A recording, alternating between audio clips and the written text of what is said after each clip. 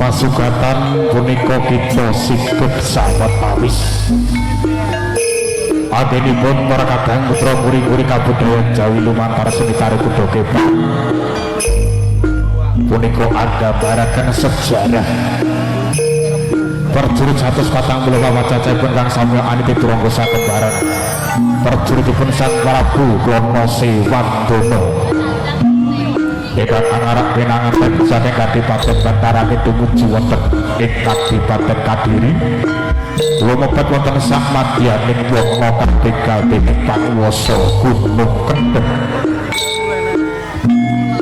inggih menika peparan dening Prabu Janglek Sergi Sakwati balanipun ingkang sak menika ketadosan perang Bondo Yuda Balapati agenipun para kadang putra guru-guru kabudayan Jawi saking warga besar Putra Wibowo saha marga budaya sinengguyung dening SA Audio aturaken agunging paruwun kang pepindhan khususipun dumateng Poldandik ingkang sampun paring sengguyung dening para kadang putra paripurnaning atur